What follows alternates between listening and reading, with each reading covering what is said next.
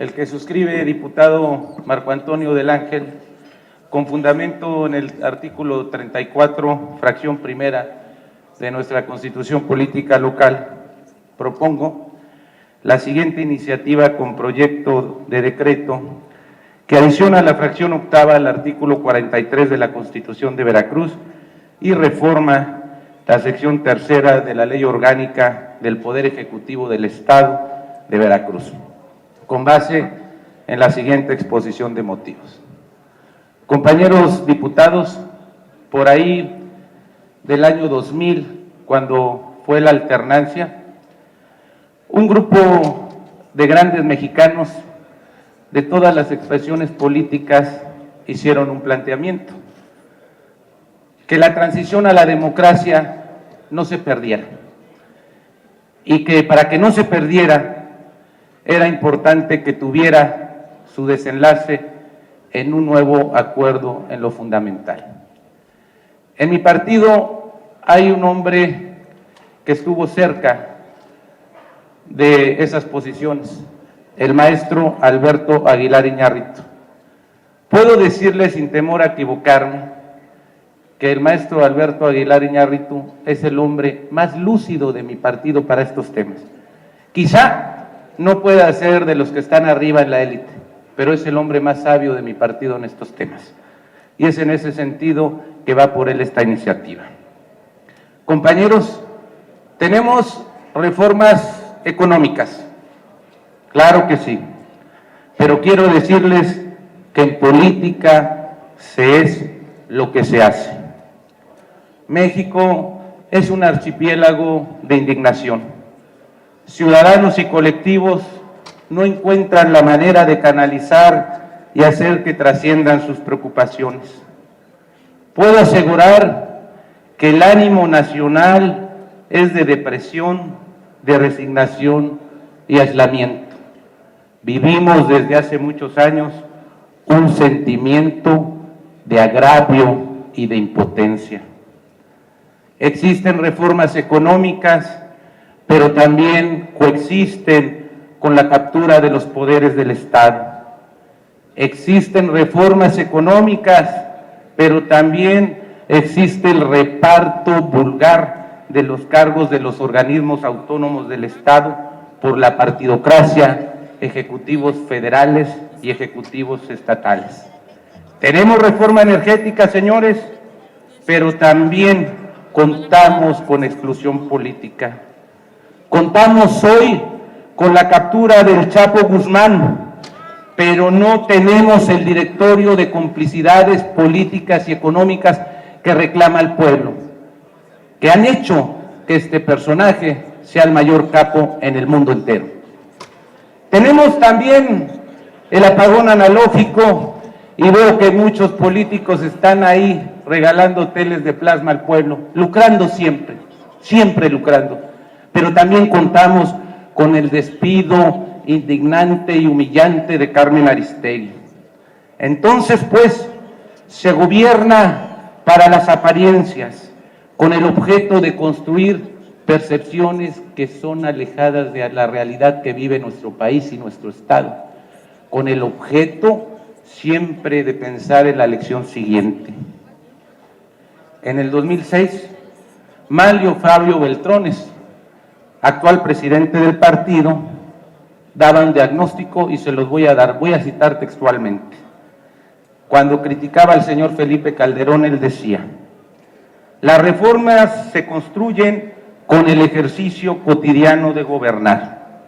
Hoy, en enero del 2016, parece que este diagnóstico es el mismo, es el mismo.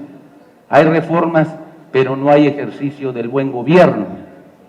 Entonces, compañeros, allá la élite que manda, de todos los partidos políticos, todos, creen que con el acto de promulgar las reformas se llega al buen gobierno.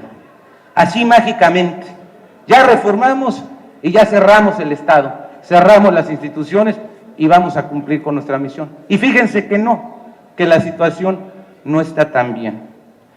En México carecemos, pues, en los 3 niveles de gobierno, del oficio político, de la sensibilidad. en los 3 niveles. Puedo afirmar aquí en este Congreso, señores legisladores, que uno de los fracasos de mi generación, la mía, es que muchos compañeros adoran más el dinero que el servicio público, y esta es la tragedia del actual tiempo mexicano. Quien llega a cualquier cargo, en automático está pensando en treparse en el siguiente, sin ni siquiera haber hecho el ejercicio honesto de decir si cumplió con su función con dignidad y con el decoro. Entonces, pues, la transición no culminó en un nuevo entramado institucional y normativo que cambiara las formas de ejercer el poder en México. Por lo tanto, yo planteo que es necesario innovar desde lo local y lo nacional y no al revés. Ya no hay superhombres ni superpresidentes. Ya no, señores. Eso ha quedado claro. Se los digo a los de mi partido. La reforma del Estado, entonces, debe de ser ese arreglo en lo fundamental. Para ello se debe entender que en México no contamos con las instituciones para canalizar la pluralidad que hoy reclama el pueblo de México. Pluralidad, pero también nuevas formas de ejercer el poder. Es imposible, bajo el sistema de organización política, que se puedan coincidir el pluralismo, la representación efectiva y la coexistencia política civilizada. Señores, el pueblo de México ha cambiado, pero las instituciones, los reglamentos y el personal político no ha cambiado. Existen en todos los estados de la República, en mayor o menor medida, la personalización del poder público, el agandalle de recursos públicos para los de casa y la exclusión permanente para las oposiciones. Existe también en ese ejercicio del poder indiferencia, linchamiento y tácticas de desgaste para los movimientos sociales que reclaman el mínimo de justicia. Tenemos, señores, polarización política, pero esta no se da en base a las ideas, se da en base a la coyuntura. Se ve, todos los actores están esperando qué político es el que la riega, qué político en la semana es el que se chingó el mayor dinero o cuál fue el que cometió la pifia, pero no se está gobernando con ideales, con doctrina. Se ha enterrado a Gómez Morín en Acción Nacional. En mi partido hemos enterrado a Carlos Alberto Madrazo.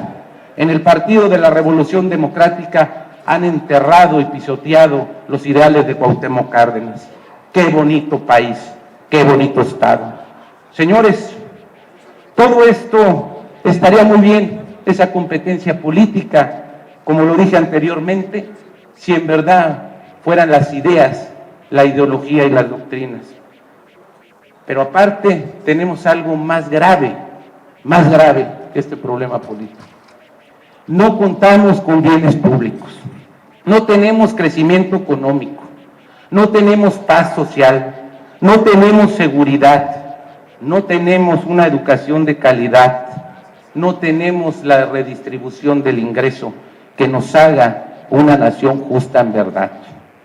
En ese contexto, señores, debemos entender que necesitamos ante la dispersión un gobierno fuerte, pero un gobierno fuerte no como lo plantean algunos compañeros de mi partido, que vamos nosotros a reconstruir la presidencia imperial. No, no es ahí como se hace un gobierno fuerte.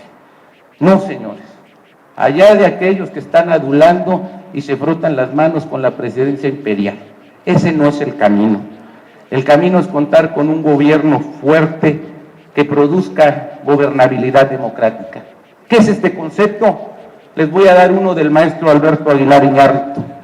Para Aguilar Iñárritu, gobernabilidad es la capacidad institucional de absorber las tensiones provocadas por el cambio social.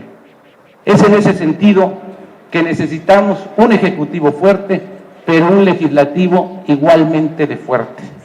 Los necesitamos, pero no lo hemos podido hacer por la mezquindad política.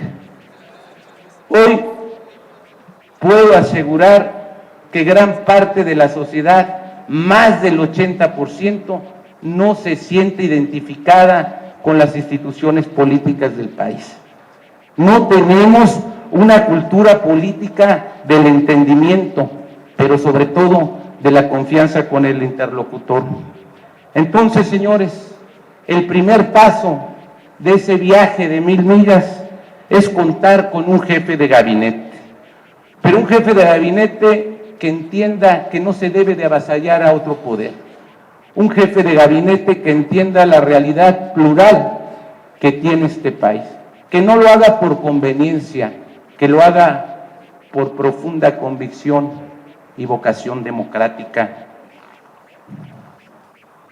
La creación, señores, del jefe de gabinete que estoy proponiendo es separar las funciones del gobierno y del partido.